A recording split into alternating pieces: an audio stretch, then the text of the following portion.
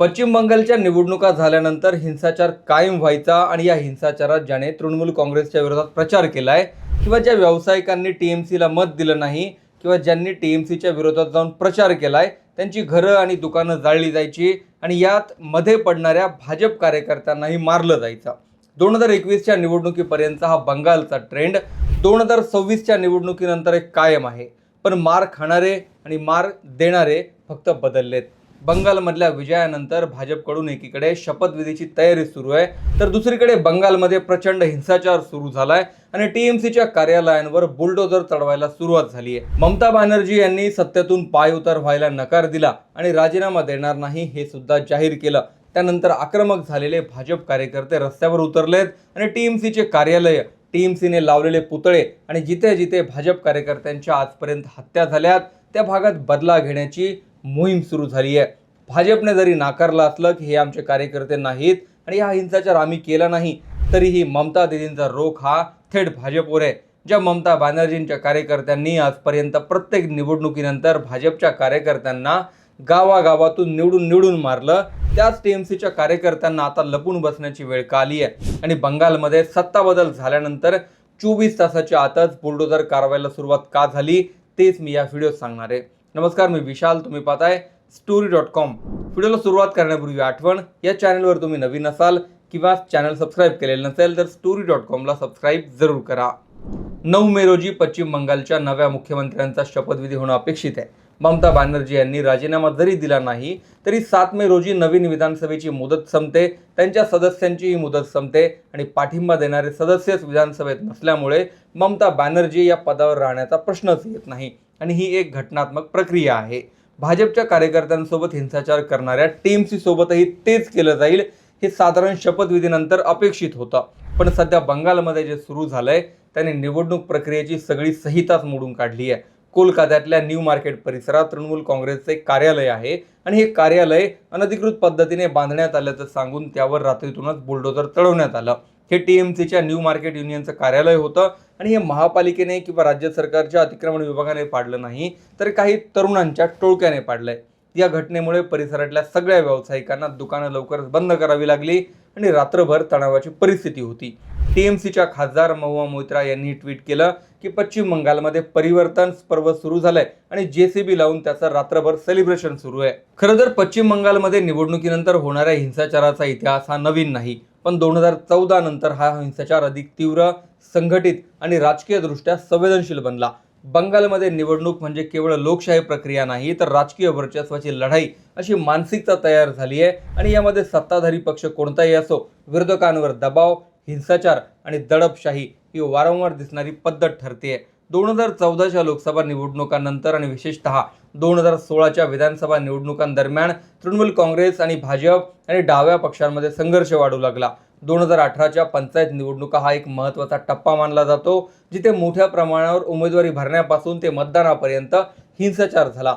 अनेक ठिकाणी विरोधकांना उमेदवारी अर्थच भरता आला नाही आणि साधारण 1/3 जागा बिनविरोध जिंकल्या गेल्या, ज्यामागे हिंसक वातावरण आणि कमकुवत पोलीस हस्तक्षेपाचं कारण देण्यात आलं। या स्थानिक निवडणुकांमध्ये भाजपच्या हजारो कार्यकर्त्यांना जिल्हा परिषद आणि पंचायत समितीला अर्जच भरता आले नव्हते आणि तिथे टीएमसीचे नेते बिनविरोध निवडून गेले।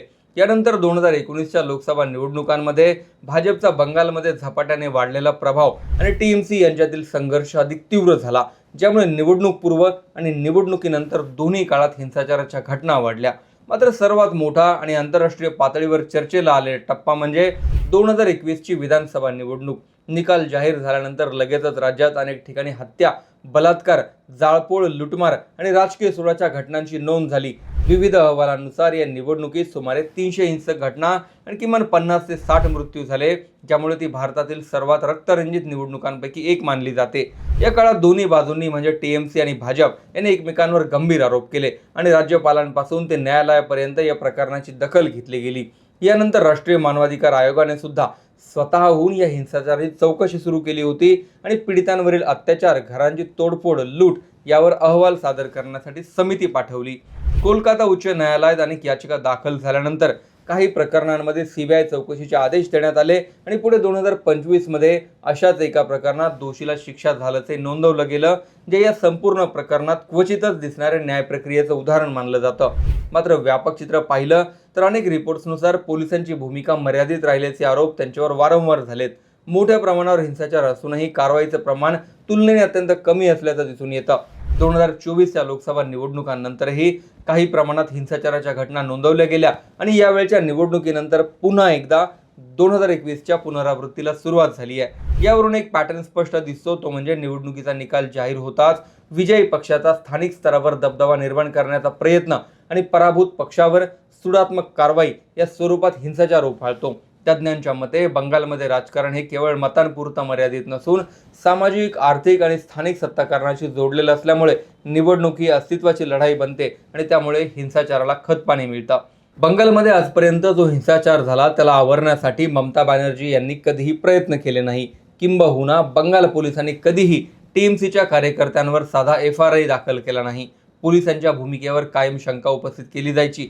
ममता बॅनर्जी यांनी अधिकाऱ्यांना एवढं पाठीशी घातलं होतं की फेब्रुवारी 2019 मध्ये सीबीआयने कोलकात्याच्या पोलीस आयुक्तांना एक आर्थिक घोटाळ्यात अटक करण्याचा प्रयत्न केला, तर ममता बॅनर्जींनी धरणं आंदोलन केलं आणि सीबीआय अधिकाऱ्यांनाच अटक करण्याचे आदेश कोलकाता पोलिसांना दिले. 2021 मध्ये पंतप्रधानांच्या बैठकीला दांडी मारणाऱ्या बंगालच्या मुख्य सचिवांना दिल्लीत बोलून घेतलं, तर ममता बॅनर्जींनी या अधिकाऱ्याला दिल्लीत बदली करून घेण्याऐवजी IASचा राजीनामा द्यायला लावला आणि विशेष सल्लागार म्हणून 24 तासात नियुक्ती करून घेतली. टीएमसीने जे आतापर्यंत केलं त्याचीच पुनरावृत्ती भाजपनेही सुरू केली आहे आणि हिंसाचारातून मुक्ती मिळवण्यासाठी ज्या लोकांनी मतदान केलंय त्यांना पुन्हा एकदा हिंसाचारच पाहावा लागतोय. बंगालमध्ये शपथविधी होण्यापूर्वी निवडणूक आयोगाला ही परिस्थिती नियंत्रणात आणण्यासाठी बैठकांचा सपाटा सुरू करावा लागलाय आणि बंगालच्या पोलीस महासंचालकांनी तातडीने बैठक बोलून हिंसाचार रोखण्यासाठी सूचना दिल्यात. त्यावर आता उपाययोजना केल्या जात आहेत. 2021 मध्येही असंच झालं होतं. दुसरीकडे ममता बॅनर्जींनी ज्या अधिकाऱ्यांना निवृत्तीनंतरही कायम करून घेतलं होतं त्या सगळ्या अधिकाऱ्यांचे तातडीने राजीनामे घेण्यात आलेत आणि या अधिकाऱ्यांना एकाही सरकारी कार्यालयात प्रवेश देऊ नये, कोणत्याही फाईलला हात लावू देऊ नये असे आदेश मुख्य सचिवांनी काढलेत. शपथविधीच्या आधीच बंगालमध्ये जे वातावरण पाहायला मिळतंय त्याने शपथविधीच्या नंतर काय होऊ शकतं त्याची एक छोटीशी झलक दिसतेय.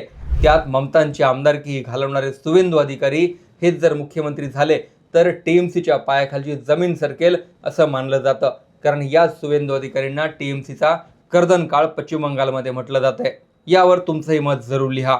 खरंच निवडणुकीनंतर होणाऱ्या हिंसाचाराला खतपाणी घातलं पाहिजे का? ममता बॅनर्जी असो किंवा भाजप, हे खरंच योग्य वाटतं का? तुम्हीही जरूर व्यक्त व्हा. चॅनल सबस्क्राईब करा.